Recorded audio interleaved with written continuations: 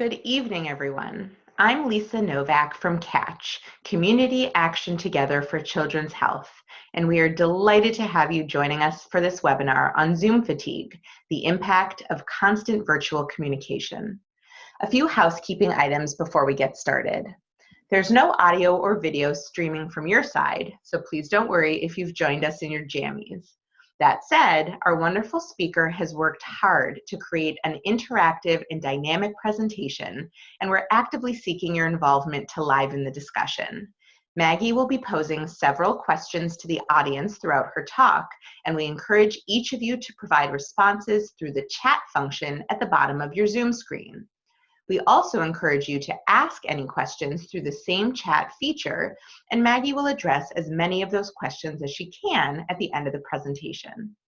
When using the chat function, you have the option to ask a question or share a response privately by selecting All Panelists in the drop-down window.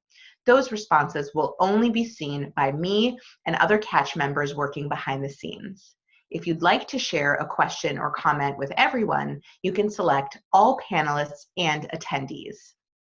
Tonight's program will be recorded, and links to the video will be accessible through CATCH's website and social media page, as well as through North Shore Executive Functioning's Facebook page. We hope that tonight's presentation provides validation, a deeper understanding of, and some creative solutions to a phenomenon that many of us have been experiencing since this pandemic began. It's truly an honor to introduce a speaker who is so uniquely qualified to impart wisdom on the issue of technology and its impact on our well-being, Maggie Schwalbach. Maggie's expertise in educational consulting has brought her around the world, and not just virtually. In fact, she has lived and worked on 5 different continents.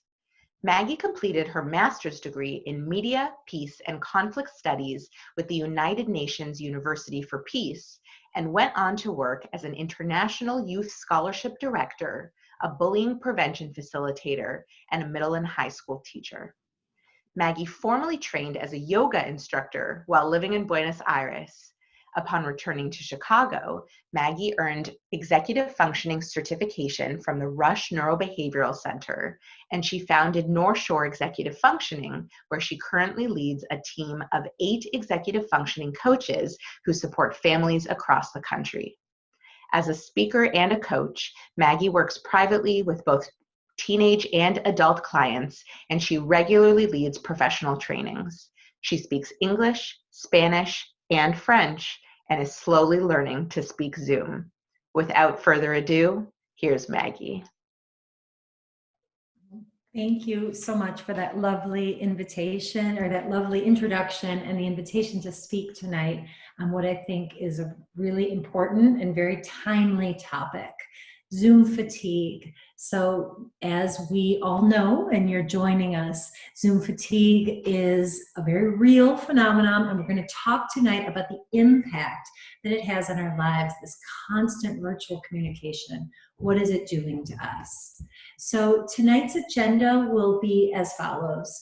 I've broken it up into 4 big themes, big topics, and then from there we'll go on to the 5 steps of reducing Zoom fatigue, and then we'll open it up for the most important part of tonight, which is the question and answer session. So after each of the topics, I'll have an interactive part. So either we'll pose a question for you to answer in the chat, or I'll pose a poll that you can then answer one of the questions. But I would love to hear from you. I want to make this as interactive of a discussion as possible. So let's get started. Part 1 is cultivation analysis. I'm going to nerd out a little bit, and I'm going to go back into the throes of my master's degree. And as was mentioned, I have a master's degree in Media, Peace, and Conflict Studies with the United Nations University for Peace. When I was looking at media literacy, which is the ability to decode media, I found this guy, this dude, Dr. George Gerbner. If you've never heard of him, he is so worth knowing about. And I'll give you the highlights. he founded what is a new theoretical perspective in communication studies, and it's called the cultivation analysis. And the reason I bring this into a Zoom fatigue talk is because I think his perspective is one that can shed a lot of light on what's going on today. As I wrote below, he investigates how media constructs a reality, how our attitudes and our beliefs may be shaped not just in the world that we interact with on a person-to-person basis, pre-COVID or right now with our families, but also in this mediated world. So just to kind of nerd out, some parts that are important to understand in this theory is that it's an environmental approach that's operating from a cultural perspective. He's investigating symbolic interaction, so not necessarily what you see is what you get, but the symbolism behind. And grounded in social learning theory, anyone who studies communication or studies media, this might mean something to you. And most importantly, he examines the cumulative effect of mass media. So cultivation theory, which is what Dr. Gerbner proposed in the 1960s and has continued to influence scholars up until today. He gives the example of cultivating a garden. And I love that word cultivation. We're growing something there. And so his methodology is again, really important. So in 1967, and you can imagine, I mean, that may seem for some of us like yesterday, may seem millennial ago, but in 1967, it was the President of the United States who was worried about look at growing number of violence, growing number of incidents of violence in the United States. And so he recognized that there was this cultural force, which was television. And he called on Dr. Gerbner to investigate the effects of media on society. So George Gerbner then founded a team. He put together what he called the Cultural Indicators Project, which lasted for over 4 decades, for nearly 50 years. And his methodology was as follows. The first part was content analysis, and this is what got a lot of press. If you've ever heard this name, or if you've heard of him as the man who counts the killings, it's because of this. He and his team looked at primetime television and the content of the shows, and they went, literally, how many murders happened? How many stabbings? How many, bops over the head in cartoons? In other words, how many acts of violence? And they categorized and they counted. And then they looked at other things like who was the perpetrator? Who was the victim? Was he black? Was he white? Was it a he? Was it a she? Were they rich? Were they poor? And the most famous statistic to come out of the content analysis was a jarring statistic that by the age of 12, the average American child will have seen 8,000 murders on television. So I really want to let that sink in. 8,000 murders by 12 years old. And perhaps even more disturbingly, the most violent content on television, by far 35 times more violent than regular than primetime programming, were Saturday morning cartoons. It's what Gerbner called happy violence. So if you can think about, and one of my most hated shows, sorry, but is SpongeBob SquarePants. I watch it with my own children and I just shake my head. It's so violent. And it's what he would call happy violence, right? It's smiling and then bopping somebody on the head or chopping off their head or mutilating them. And then we kind of get a laugh. So that's the content analysis, right? What's happening. Then the second part of this methodology is a cultural indicator. It's, okay, well, who's most likely? Let's look at some trends here. Who's most likely to commit the crime? Does TV show reflect what life is really like? And what he saw is what you can probably guess. It was very skewed. So those who were committing the crimes in a televised mediated world was not reflected of victims and perpetrator crimes in real life. And it was much more violent on television than it was in real life. So then we get to this third part of his methodology. And this, I remember researching this and it just blew my mind because I went, God, that's smart. What researchers before Gerbner had done is they had gone out into the world and they said, what do you think of media? And does media, what's the impact media has on your life? Kind of like me asking you right now, what's the impact Zoom has on your life? We may be able to answer that. We may not be able to answer that. But what he did instead is he didn't ask anything about media. He took media out of the equation. He said to people, what do you think about violence? What do you think about how safe you are in the world? He asked questions that they knew how to answer. And then he compared the trends of those who were what he would call light media viewers and heavy media viewers. And he compared that data with how they felt about the world. And the results are what he then coined the mean world syndrome. Our analysis found that exposure to violence-laden media cultivates an exaggerated sense of insecurity, mistrust, and anxiety. And I really want to point out here that it was not just those who were watching certain programs. He wasn't measuring that. He was looking at overall, do you watch 1 hour? Do you watch 10 hours? The average American child watches 8 hours of television per day, right? And that's changing, and we know that's dynamic because we know there's so much more access to media. And in COVID, I don't know the numbers. But this mean world syndrome, and I know this is a really powerful image, speaks to what Gerbner would call the militarized mind. Let's look here for a second. Heavy viewers of television are more likely to overestimate the chance of involvement in crime, in violence, believe that their neighborhood was not safe, and state that fear is a really serious personal problem. It's going to happen to me. So then you might say to yourself, well, hold on, that might be true in people who live in violent neighborhoods or who are those who are already paranoid anyway.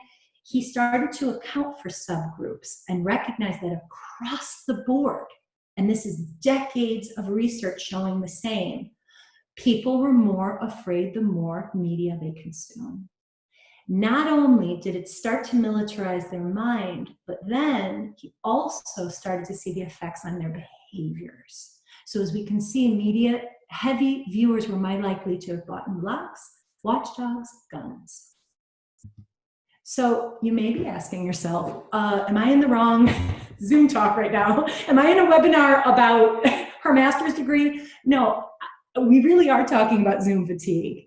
And as we're talking about Zoom fatigue, given that frame, given that lens, he was asking, what is cultivated over repetitive actions? In this case, it was watching television.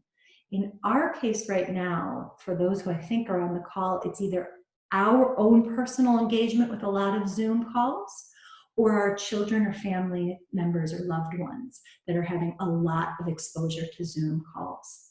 And so I invite you to consider the following images as we're thinking about, what are we cultivating here?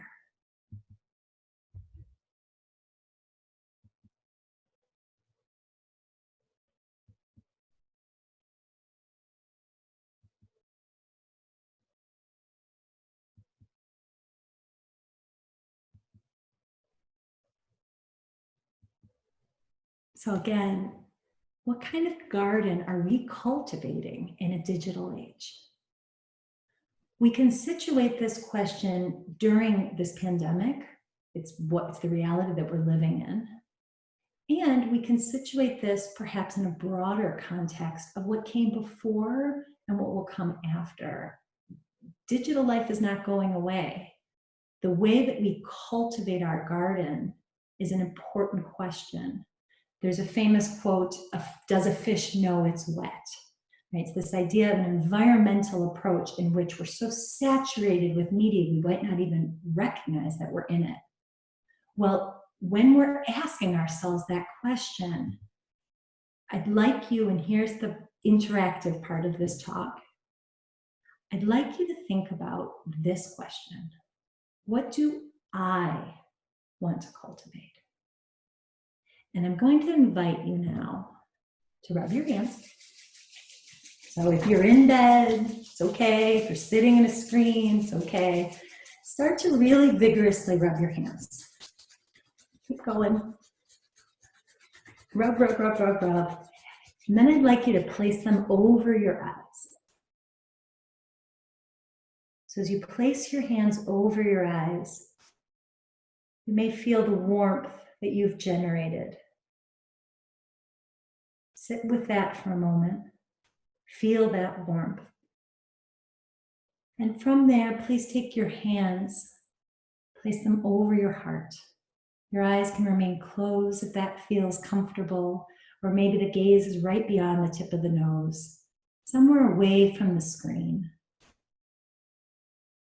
And as your eyes are closed and your hands are on your heart, I'll ask the question again. What do I want to cultivate? Let's not think or overthink. Just allow whatever bubbles up to bubble up.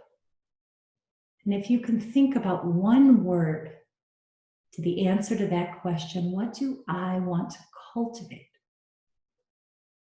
What's the one word that pops up? What appears for you from a place of truth? You can open your eyes if you haven't done so already. And I'll invite you to re-engage with the screen. And if you feel comfortable doing so, if you'd offer up that word, whatever came up in the chat feature of this talk, I'd like to see what kind of garden we're cultivating collectively.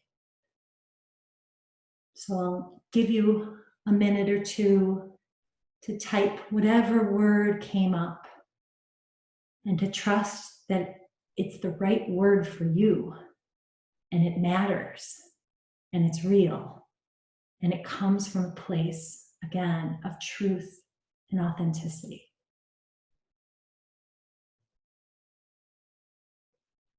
So again, this question of what do I want to cultivate?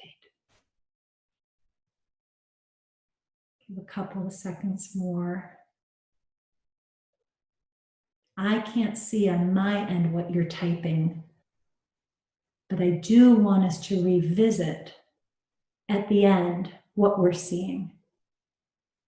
And maybe if I could, if Lisa is out there in cyberspace, Lisa from Catch, can you help share some of the things you're seeing? Absolutely. Do you want me to share some of them right now? So curious to hear. Absolutely. I'm getting lots of really great responses here. So several themes have arisen. Connection is a big one. Compassion, relationships, peace, comfort, focus, acceptance, community. And several of those have actually come up a few times. We got more people still responding. Well, please know that you can take your time. Garden requires certain elements. We know that. I'm no gardener, but I do know that we need water, we need sunshine, we need fresh air, not toxic. We need patience. We need calm. We need these things to allow our garden to grow. And so each garden will look different. And in that last one, in that patience, I think lies a big kernel of truth that sometimes gets a little bit overlooked. So with the patience as you're typing, I promise you that we'll circle back at the end and we'll revisit this, okay? In the interest of time, knowing that our time is a precious resource, let's continue and move on. And before we move on to the next part, I saw this cartoon and it made me think, it made me laugh, but it actually kind of made me sad. When we think about what kind of garden we're cultivating, here's the then, here's the now. What's next? Do we go back to the then? We won't be stuck in our homes. That's not forever. But when we do emerge, kind of like the butterfly emerging from the cocoon, what comes next? So in the second part of this talk, I'd like to look at cultivating empathy. We are talking about Zoom fatigue after all. So let's geek out a little bit more, if you'll allow me, to talk about some neuroscience. To recognize emotion, we have to actually embody it. That's really important. And we have that cut off when we're on Zoom meetings. So as it says here, we're hardwired to be very sensitive and in tune with other people's facial expressions. We call this mirroring, and it's facial mimicry. And I can tell you right now, giving this talk, it's so weird to be talking into the void because I don't know how you're receiving my message. I don't have that feedback loop so that I know, okay, I see them, I can imitate them, not literally, but we do something in which we recognize when there's sadness, we recognize when there's happiness. We're in tune with that. So again, I'll invite you with the following sayings, and I'll try to keep my face neutral, to really ham it up here, please. I'm going to have a phrase, right? It's going to be a sentence that I'll have on the screen, and I want you to make kind of like an actor's face. So if it's surprise, I want you to really look surprised. We can't see you. Nobody can see you. So do whatever it is you're going to do. Deal? Here we go. First one, I just got a raise. What's the face you would offer up if you heard somebody say that? My mom was diagnosed with COVID. What's the face, the body that you would embody, or emotional state when you hear that sentence? I farted during our Zoom call. I'm trying to stay neutral. What's the face? Make it, do it, or the action with your whole body if this phrase comes out. All right, so those were relatively easy. I think for the first, it's pretty clear. It's going to be something along the lines of happiness. For the second, it'll be something along the lines of shock, horror, sadness. And for the third, it'll either be disgust or laughter. It could go either way, maybe at the same time. But how about these? Try to make the face or embody the emotion that comes up with these next ones.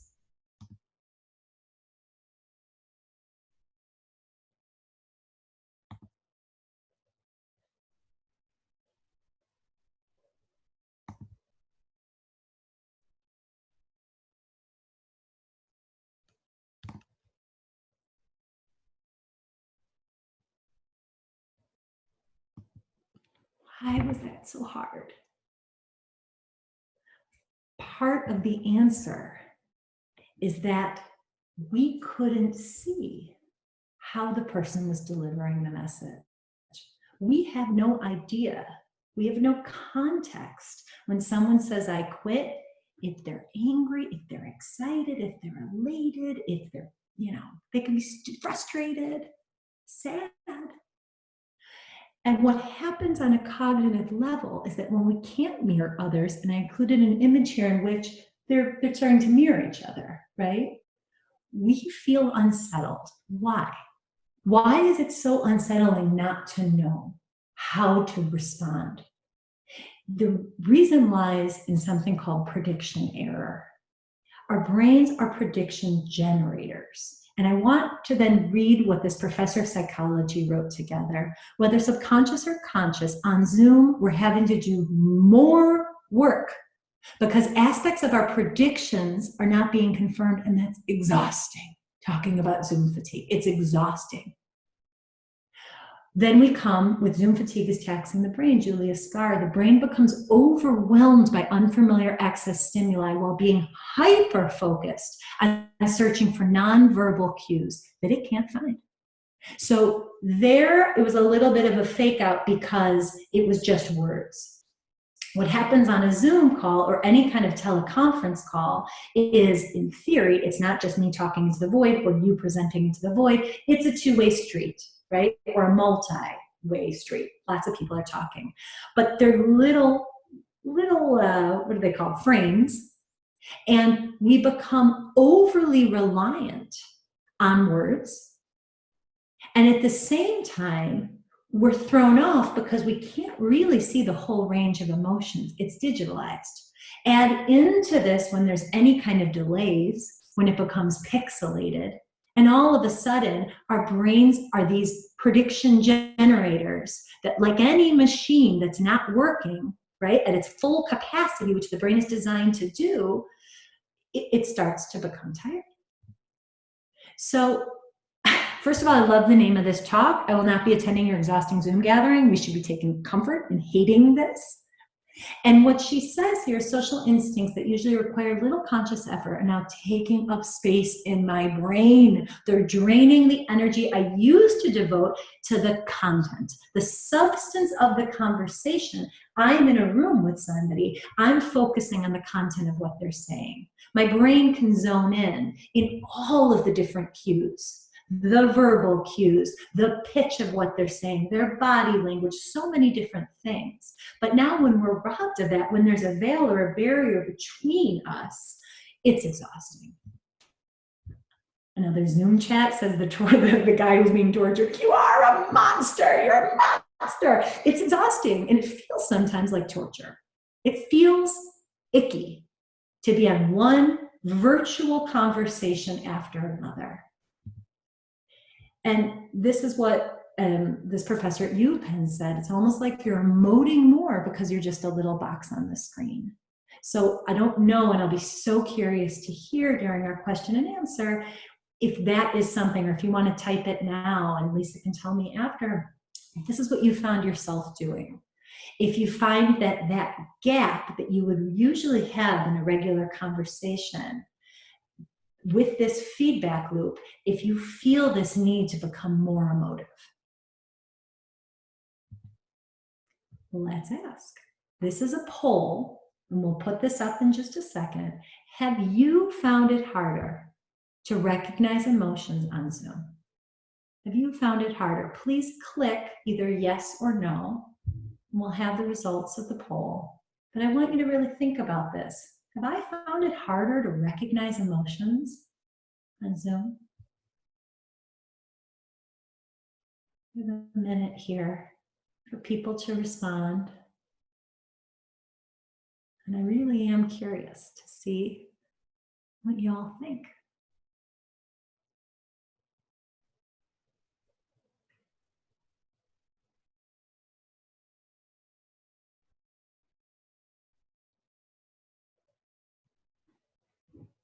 Seems like people are still answering. Have you found it harder to recognize emotions on Zoom?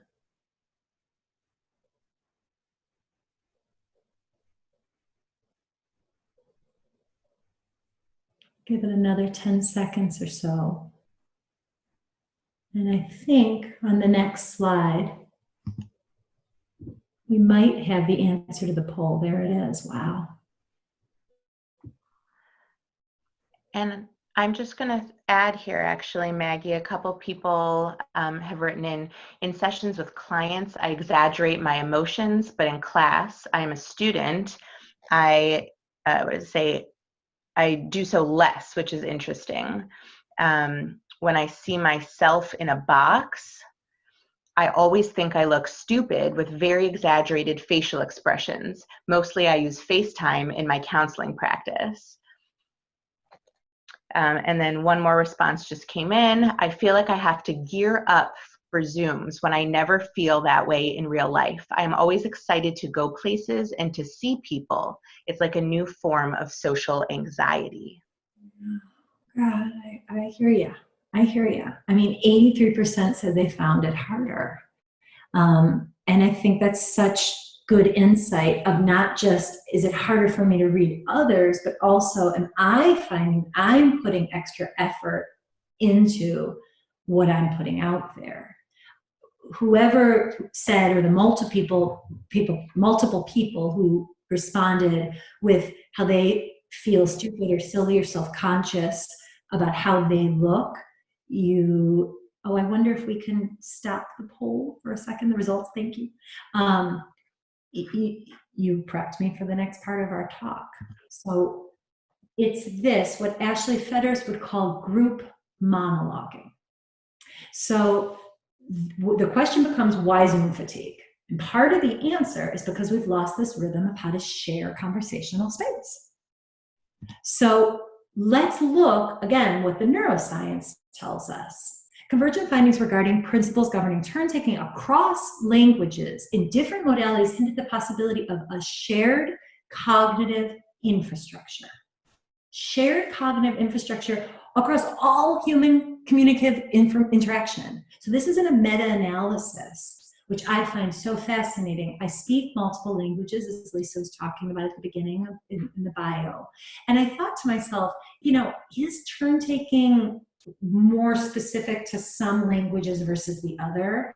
And what they found is, while there is variance, it seems to be a human trait to go back and forth.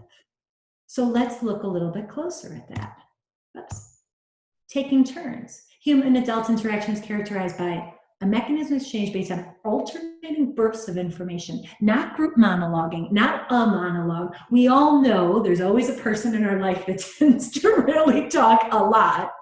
And they may or may not be aware of that, but we are probably aware of that. Because what happens then, going on to the second one, is what happened in taking turns is it's one person speaks at a time, and then they receive a response. If the person who's just monologuing doesn't receive a lot of response, either they're going to slowly have less people that want to listen, or a trusted friend is going to say, it'd be nice if you could kind of share the spotlight a little bit.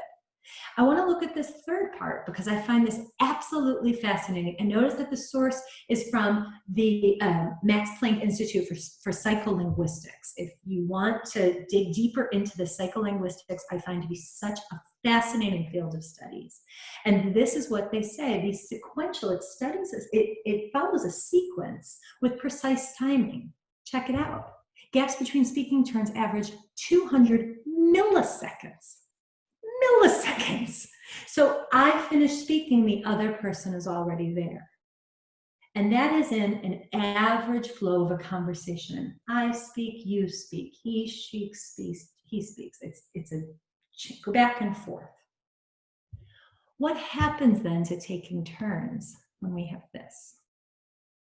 What happens to taking turns when we have a huge family gathering where everybody's a little box, or a big conference, professional conference, et cetera, a classroom, a Zoom classroom with a bunch of kids on it?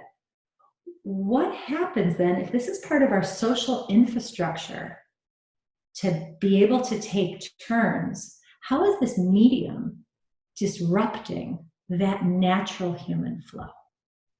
It's a question that I think is really worthy of consideration. So I'm going to ask you, how is turn-taking managed within the virtual meetings you've attended, whether they're family meetings, as I say, personal, professional, and our options, as you can say, are one person directs the Zoom call. You found that. Everyone shares and respects each other's space. There are some interruptions, but overall it's pretty seamless, or it's chaos. How is turn-taking managed within the virtual meetings you've attended? And I understand that there will be variation depending on which Zoom meeting. So I invite you to think kind of overall, if I had to look at kind of systematically what folks are doing, how does this part about turn-taking, the ebb and flow, how's that working out? I'm very, very curious. Let's see what you think and say. And as we're waiting for those poll results to come up, I wanted to just share an anecdote. In my professional line of work, I attend IEP meetings frequently, which of course have all been virtual over the past 9 weeks. And I found that even with something so simplistic, there's been a real learning curve. And so the first thing that happens in a meeting is everyone goes around and introduces themselves, all the different staff members that are there, plus the parents and any outside providers. And just having to navigate who is going to introduce themselves by name alone at the beginning of a meeting became this awkward, uncomfortable 4-minute long process. And so I've now seen it done very successfully a few times where the person who's sort of the host of the meeting, like the special education director, will say their own name and then give a shout out to one other person at the meeting speaking who will introduce themselves, and then that person will say somebody else's name, and it kind of becomes a ping pong ball until everybody has introduced themselves. But these are the things that we never used to have to think about when we were sitting at a round table, literally, and just going in order till we got to the end. So it is really fascinating how many things have changed that we aren't even necessarily aware of. I have a comment that just came in. Business meetings tend to be more regulated. Personal and family meetings are usually chaos with people speaking over each other and interrupting. I don't know that that's so different in a non-virtual setting. Okay, and so we have the poll results in right now. It looks like 48% of respondents said that one person directs the Zoom call. 9% said everyone shares and respects one another's space. 45% said there are some interruptions, but overall it's okay. And 24% said it's chaos. So a real spread there, it seems. Also, those numbers don't add up to 100. So maybe people selected multiple responses, or it's really late in the evening for me.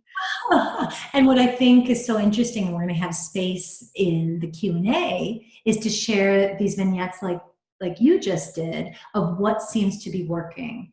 Because I find also for people who, the students that I coach as an executive functioning coach, some are more outgoing and some are more reserved. And so with the forced turn taking, it can create its own dynamic, right? And learning to navigate that for educators is its own learning curve. It's one thing in a classroom, it's another thing in a virtual space. And on the flip side, as a student or as a participant, I mean, again, I'm just so curious to hear what participants are thinking right now and feeling right now. We know this is almost like a televised situation. I hoped to make it more interactive, but when we're talking about this feedback loop, it's a long feedback loop. It's one person kind of imparting knowledge and then others participating incrementally. In a conversational space, we hope there's much more ebb and flow. There's much more unstructured movement. Absolutely. And actually, Maggie, we had one other comment here that says, it explains a lot about what happens to some of my family members who are not able to really participate in the family Zoom. They're not able to figure out how to take a turn in the call at all. And our expectation is that they will communicate the same way as always. Totally. How many times have you heard, oh, I'm sorry, you go ahead. Or what was that again? Or, for students who have difficulty with advocacy, if that's already something that's hard for them, to say, I didn't hear that, not because they didn't understand or they weren't paying attention, but because there was a glitch. Mm-hmm. You don't want to interrupt a whole group space. It's something that is very much worth exploring.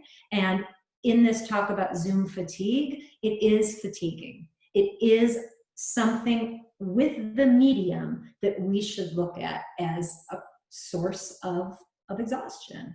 So I have one more kind of main thrust here, and then we'll go into the 5 tips. If you'll come along with me. Before I do that, I found this, and I just found it so funny. People are skipping Zoom meetings by looping videos of themselves paying attention. This is true. For those who don't know that, absolutely this is true. And I just thought it was funny at the bottom. That sounds like zoning out with extra steps. Maybe not. But it's also this thing of like, how do I participate? Do I show up fully? Am I fully present? It's a question we want to ask ourselves anyway. But now with these kind of tricks and tips and, sleight of hand, we can be there but not be there. If it's just fulfilling a role, then we're in that family dinner and we're just looping ourselves. Maybe grandma will notice, maybe she won't. So let's go on to part 4, which is self-conscious but not self-aware. And one of the comments I think brought us here about I'm very aware of what the little box on the screen looks like. And I'm aware of how I'm emoting, and I'm aware if I look awkward. That's very important. So let's look at that. All eyes on you. This is by Dave, who says, on video chat, there's literally a glowing box around your face when you're talking. So you feel like every eyeball is on you, like a very intimidating job interview. And for those who don't know, which I'm sure you do, but there's that little square literally that's glowing. Now this person is talking. It's intimidating. Some have navigated around this by just putting on audio and just deciding that they're going to do audio. And then there are many funny stories that come up of when somebody goes, let's switch to video, and you're either prepared or not. For tonight's talk, it was funny with the Catch team. They're like, oh, Maggie, you look really nice. It's like, I was the before part, this left part on my screen before tonight's talk.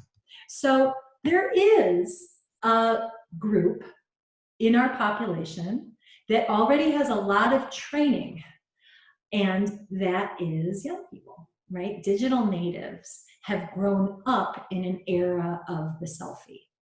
And so what some of us may be learning by force, maybe not by will, this idea of how do we look, constantly kind of measuring ourselves, is something that I know when I talk to some of the young people that I coach, they're saying, well, hello, that's what we've been doing for a long, long time. That's how we've communicated. We go back to that environmental analysis of what does that mean? What does it mean when we're talking in real life? I can't see myself. And I think there's some value in that. But when I'm talking to you and I'm always aware, thankfully right now that's not the case, thankfully, but if I'm always aware of what I look like or how I'm emoting, what does that start to do to us? So as I was researching this, I looked to the BBC, and one of the most popular articles from the BBC on Zoom was 5 tips to look your best on video calls. I think it speaks to what people might be interested in. And you can read the 5 tips. I probably fail all of them, but this to me reads like a roll call for anxiety.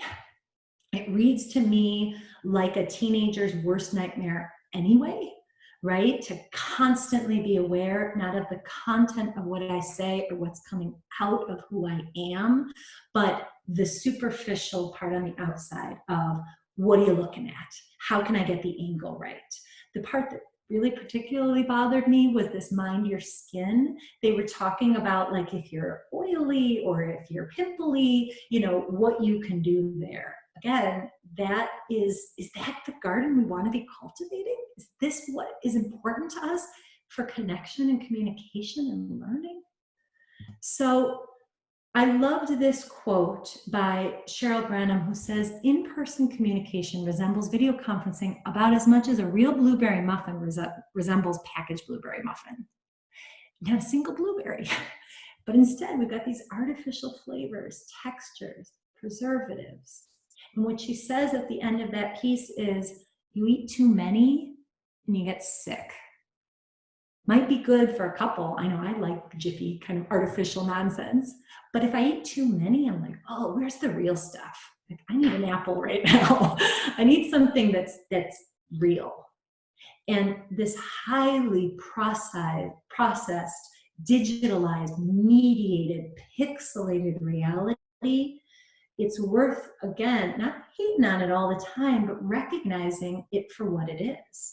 We are not robots, we're real people, but if we're so focused on the tips and tricks to look our best, what we're doing there is we're presenting a very shiny version of ourselves.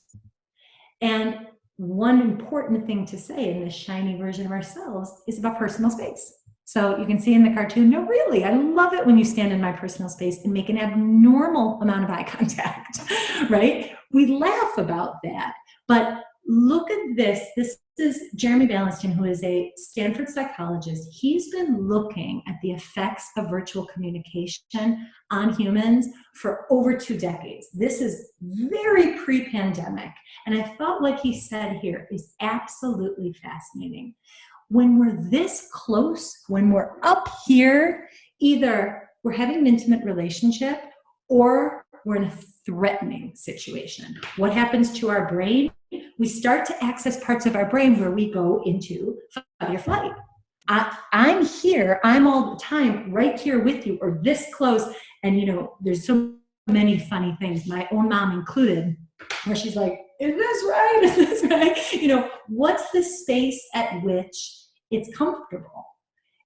It's different culturally. Again, from my own life, my husband is Latin American, he's from Argentina, and I always joke that I'm like, you gotta give more space to Americans, like the personal space boundaries, you gotta just take a step back, just a little step back. And that's lovely. And I know when I walk into Argentina and we visit with my in-laws, they're right there. It's a very kind of intimate space. Sometimes that's good, sometimes it's not so good. But what's not natural is to have these disembodied heads that are floating, which is what we're doing during Zoom. You can't see our bodies, we're just here, and we're here.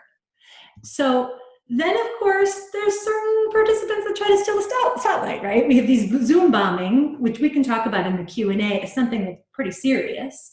But just kind of on a lighter note, as I was looking at this is legit. In the Silicon Valley, bless these farmers and these farms, have started renting out their llamas for Zoom calls, starting at $100 an hour. So if you're interested in getting a llama on your call, you can for the cheap price of $99.99, starting at. So as we're thinking about silliness, right, and to lighten the mood a little bit, this is not going to be a poll, but a free response, please. I'd love for you to write in the chat some of the most outrageous, funny, hysterical, embarrassing, you know, just funny things that have happened to you or a family member during the Zoom meeting. If you're a teacher, you know, without naming names, of course, saying something that you've observed, please share your stories. I think it helps create some levity. And all right. And while people are taking a few moments to share their stories, we had asked a few people already in advance to share some with us. And so I am going to read a few of those. One person said, I was on a private Zoom call with a client, and while he was sharing the screen on his smartphone, he got a text message, dropping off the edibles, man. We both pretended it didn't happen. Somebody else wrote, I thought I had my settings at audio only during our company's morning Zoom call, but received a text on my cell phone from my coworker. I almost fainted when I saw that she'd written, turn your camera off right now. It's obvious you're not wearing any pants. And somebody else wrote, let's see here. I was roped into attending a virtual birthday party thing that my boss had organized for a team member of our office. Happy birthday, Cindy, I said with a smile when I signed on. It's Nancy, she replied. I'm using my daughter's Zoom account. Her name is Cindy. I'm Nancy. Let's see here. Okay, we're already getting some other responses. Somebody here wrote Saturday Night Live. Oh, Saturday Night Live did a whole sketch on this. We should definitely look at that at some point. When someone thinks that they are on mute and they are not, you hear a lot of funny things. At Passover, my cousins set up a Ken and Barbie doll eating matzah. They did this quietly and then got up and left the table until we noticed. It's actually very creative. I like that. A student brought his iPad into the bathroom to go number 2 and was on video. Yes, we did expect to hear a few of those types of stories, and there was a very funny video going around about an adult who had actually done that on a work Zoom call. The majority of my students are preschoolers, and they do teletherapy in their Mickey Mouse PJs. Somebody wrote, I prevented my 40-person family from initiating our Easter Zoom meeting for almost an hour because I forgot to turn off the waiting room and then was ignoring my phone and running late when the party was supposed to start. Nobody was very happy with me. Oh, well, thank you for sharing. I mean, it happens. It happens all the time. And we can either laugh or sometimes be mortified. But thank you for sharing those. In the interest of time, I mean, that's kind of the enemy of the people right now. We have so much time, but I do want to respect our time here. And end with this. I'm just kidding. I found this cartoon, and it made me think, it just made me laugh, right? Just a bunch of people sitting around a room just being like, I gotta get out of Zoom. Let's move into the final part of 4 questions. And it's 5 steps to reduce Zoom fatigue. So tip 1 is use the phone. So try using your phone instead of what we were talking about earlier, how our brain and how our eyes are so taxed when we're constantly trying to mirror and then not getting the full picture. As I said here, the absence of visual input has been shown, that research has shown that it will heighten our sensitivity to being what's being said. And that may have been a question from before, right? Well, if we're so visual and it's built into our DNA, then why do phones work? Well, it's precisely because of that. It's not a fake out visual cue. There's the absence of visual cues. And I actually love this statistic. The Verizon AT&T have reported 78% increase in voice-only calls. So tip number 1 is to use the phone instead. Tip number 2, build in play. So in my coaching practice in the last 2-3 weeks, I cannot tell you, I particularly work with teens and with adults, and the coaches on my team work with little ones all the way up. And something that we've seen as a repetitive theme is, where's the play in our lives? Where's the part in the day in which it's not structured and that there's no goal necessarily, but we're just lost in flow. This is really important. Now, I understand that that's different than avoidance of going, I want to play versus do, something that we need to do. But here's where, when we're talking about Zoom fatigue and we start to really see this set in, consider stepping away from the screen. Build it into your schedule if you have the freedom. Build it into your child's or your teen's schedule if you are shaping this reality. Build in play. Tip number 3 is to take handwritten notes. I've been a big proponent of this for a very long time. We know this, and the evidence is very clear that it's been shown to increase retention. And that's true in a classroom setting, and that's also true in a virtual setting. The other part that's really important here, and I noted in the notes, is that what we usually pick up with peripheral vision, this is really important. You can look at me, but you can also be aware of what's happening in your environment. On Zoom, that's robbed of us. You may see, the walls behind me, but you don't know what's going on to the left and right and around. So the tip here then to take handwritten notes is to give ourselves that break of looking up and looking down, that the focus and the point of focus changes. So tip number 3, take handwritten notes. Tip number 4, this is particularly important for college students. So pre-pandemic, I've been coaching and talking about this for years. Just kind of as an aside, I've worked on Zoom before Zoom was a household name. So I've been coaching through Zoom for the last 4 years. And what I've said to kids is, differentiate, create that boundary, create the limit, even if it's in your dorm room, even if it's the same space. Where's your home rest time? And where's your work zone? Never, ever, ever, ever, ever, ever, ever try to work from your bed. Never, ever, ever, ever, ever try to work from your bed. It confuses the brain. So tip number 4, create a differentiated space. And tip number 5, this is our final tip, is to find grounding. So psychologists call continuous partial attention this phenomenon of of multitasking, right? Of trying to then look at something and then look something else, and it will leave us scattered. It's the opposite of grounding. So I'd like us to engage together in an exercise called grounding, and I hope you'll play along. I can't see you, but I hope you will go through this with me. So 5 things you can see. Name them out loud. Maybe somebody in the other room is going to think you're talking to yourself. That's okay. 5 things you can see. So I don't want to distract you, but I'm going to say mine.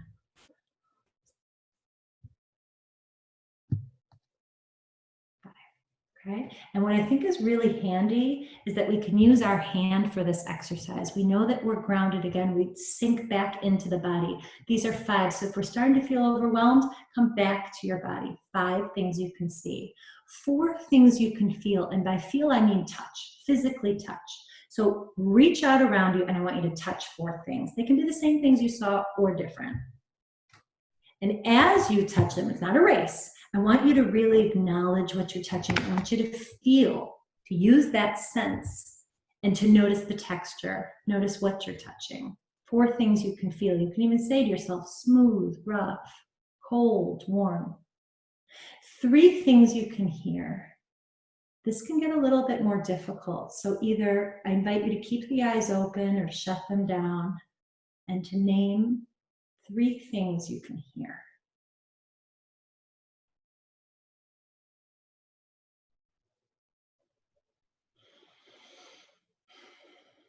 Two things you can smell. Shut the eyes down or keep them open, and let's focus on 2 things you can smell. Tune in here and name them.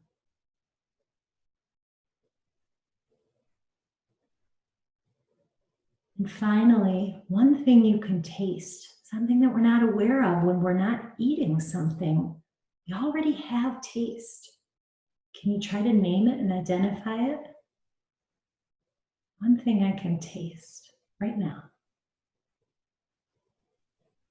So that's the 5, 4, 3, 2, 1. This is a grounding exercise that can be a tremendous tool for you in your own lives that you can use with those people you love, colleagues, family members. And we're going to close tonight's talk before we go into the question and answer by rubbing our hands again together, please. Vigorously. Move. Wake up. Get those biceps in it. And I want you to cover your eyes. And I want you to cover your mouth. And finally, I want you to place your hands on your heart. Close your eyes if you haven't already.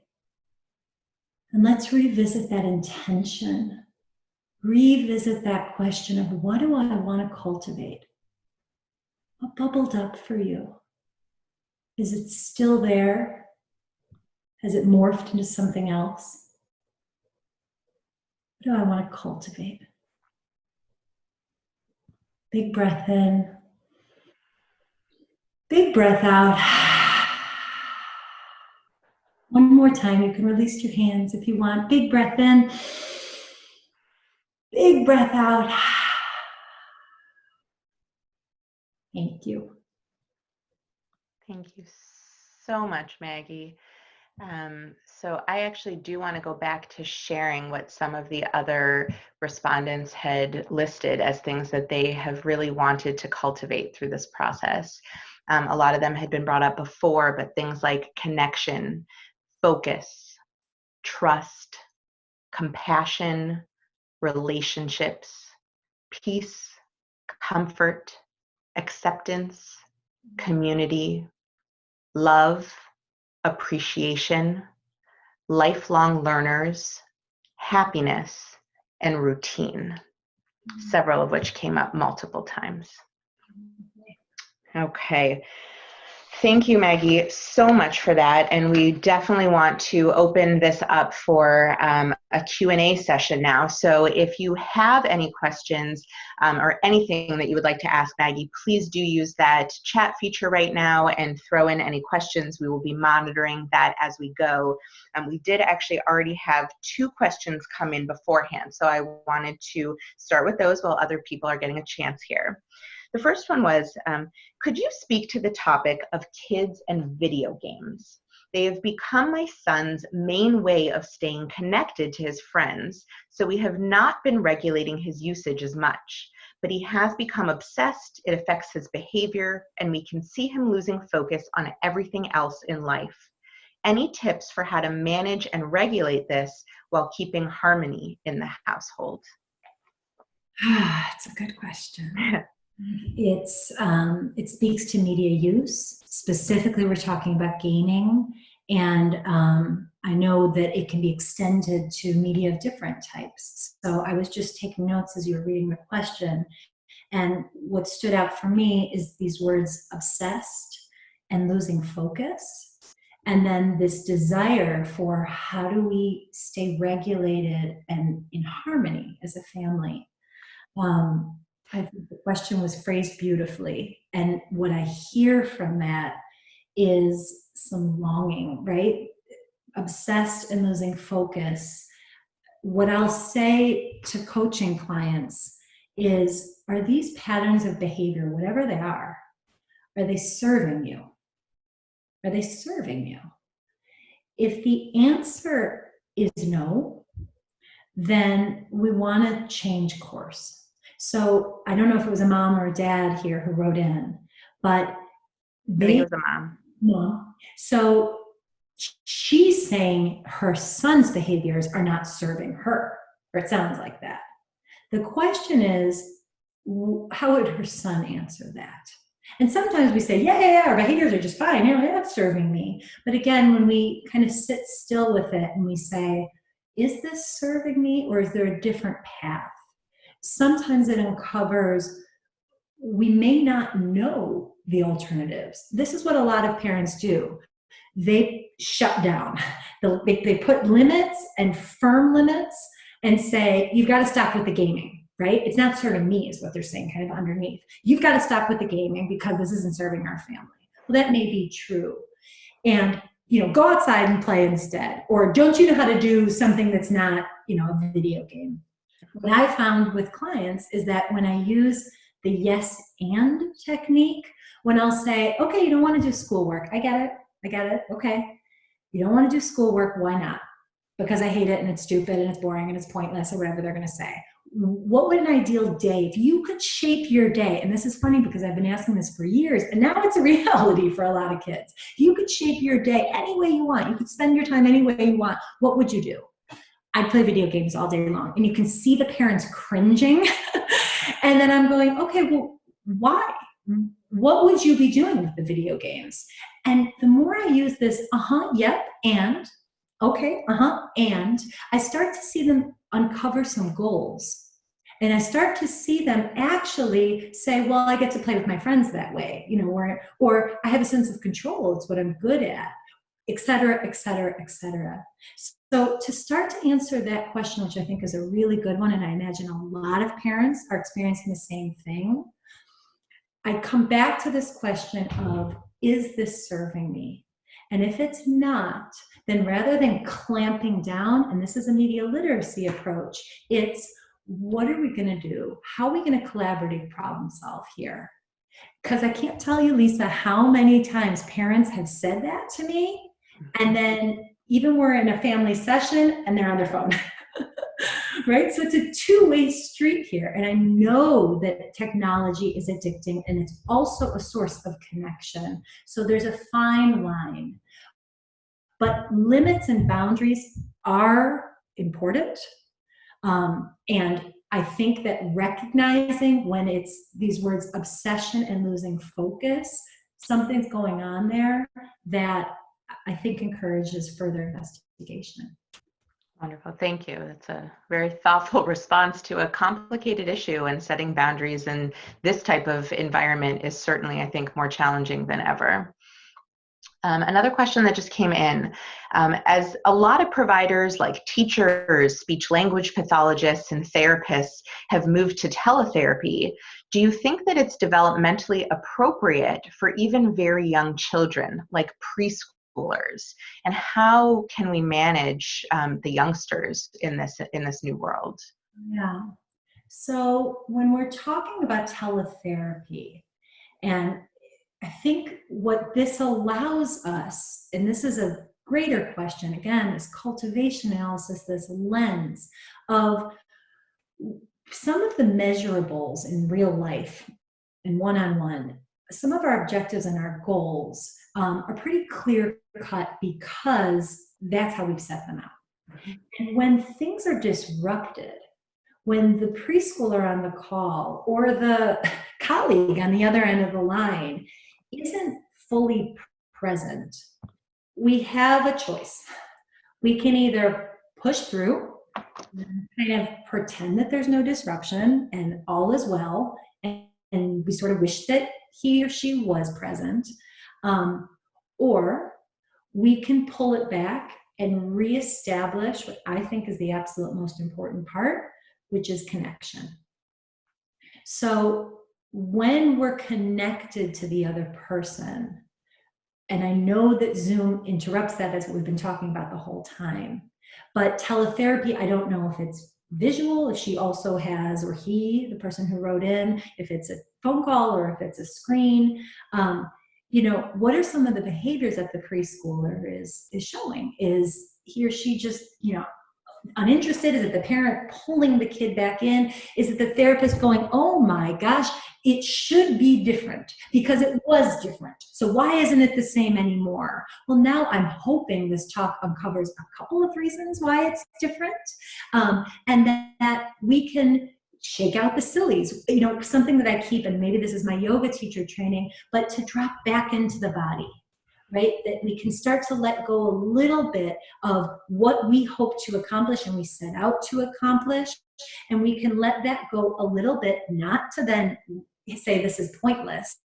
We're still fully engaged, but we're engaged in a different way. We're shifting, right? What this looks like. So I just want to say one thing because I printed it out. In the APA, so the American Psychologists Association, their guidelines on media use, and this might get some chuckles, but their guidelines on media use is no media for 18 months. Zero, nothing. For children under 18 months, avoid screen-based media, except video chatting. I mean, that's sort of our reality right now. But for children 18 to 24 months, parents should choose high-quality programming and watch with their children. For children 2 to 5, limit screen time to 1 hour a day. Again, there might be some chuckles.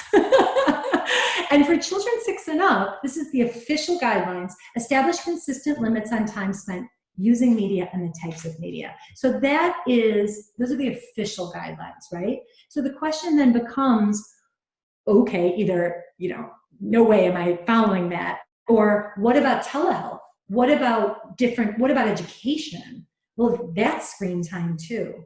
They're complicated questions. Yeah. And my simple answer to that complex question is read the level of presence of the other person on the other end of the line. Are they present? And if they're not, there might be a reason why they're not able to connect, particularly for a preschooler. Mm-hmm. Yeah, somebody actually just commented, my parents are physically holding the child in their lap or they escape. We wiggle and jump and sing and dance. I think people are having to get creative there. Just looking at the time here, I think we have time for 2 more questions. So here's one that came in. Do you have any advice for kids on the autism spectrum who are now trying to get therapy services through Zoom, but don't feel the connection? That's the big question. And, you know, it's true for all individuals. For those on the autistic spectrum, you know, what's been really interesting. So as I say, I've been working on Zoom as an EF coach for many years.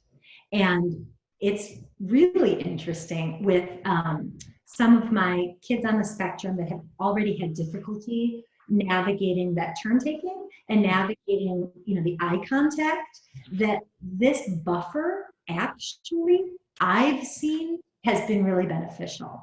So being able to help them focus more. And I've seen that also with kids with ADHD, which is fascinating because as I was offering clients that option and saying, okay, I can either travel into your home and we can have one-on-one in the home, or we can do this virtually. And they would go, not virtually, not virtually, not virtually. And I'd say, I hear you, but that may be a bias. You may find that actually the medium is not the message.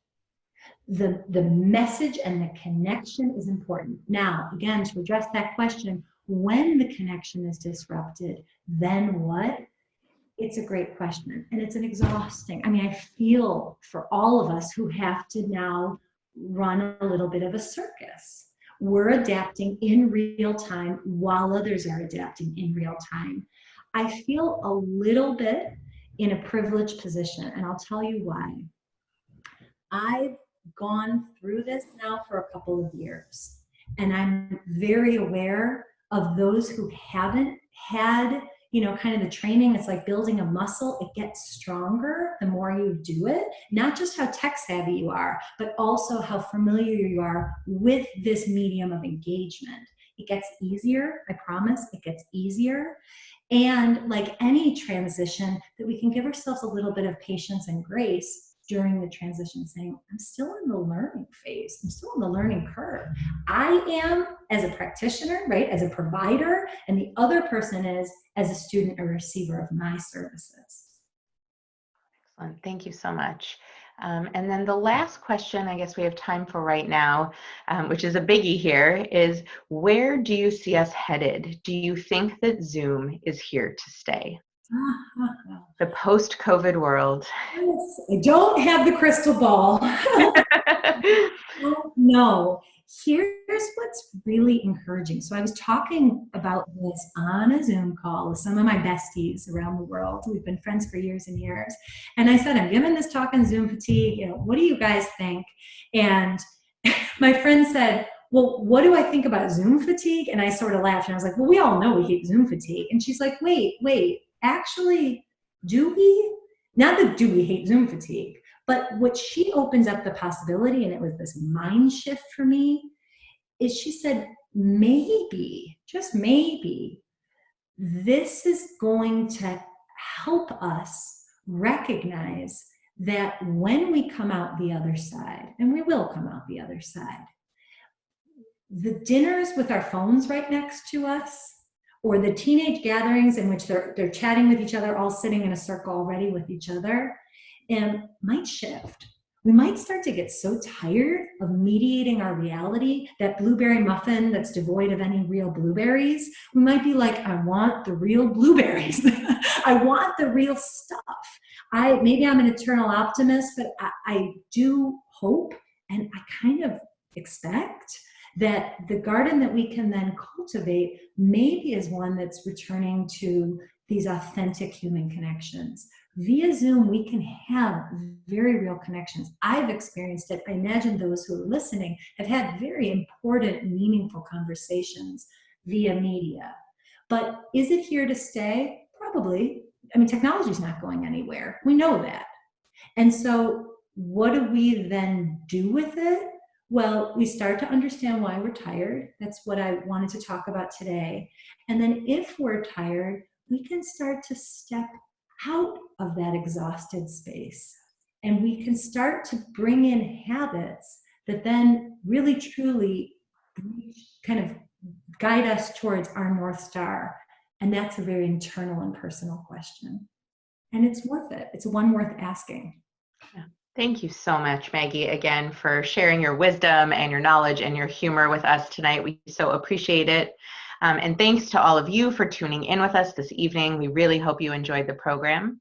And we are now going to sign off with one last poll question. Just a reminder again that if you missed part of this, or if you know somebody else that might really enjoy watching it, this full recording will be available on a link through both Catch's website and social media page, as well as through Maggie's website or Maggie's Facebook page, North Shore Executive Functioning. Thank you so much. So the question here.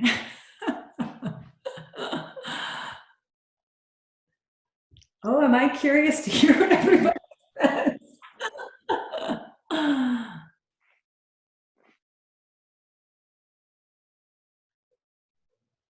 While we are answering, just feel free to write to me. I have my email at the bottom, Maggie@nsefcoaching.com. If you have questions, if you're feeling stuck, I'm happy to help. All right. The poll responses are in, and we have 100% saying it was great, Maggie. Nobody was too tired to respond. How about that? All right, guys, have a great evening. Thank you so much again. Take care. Bye.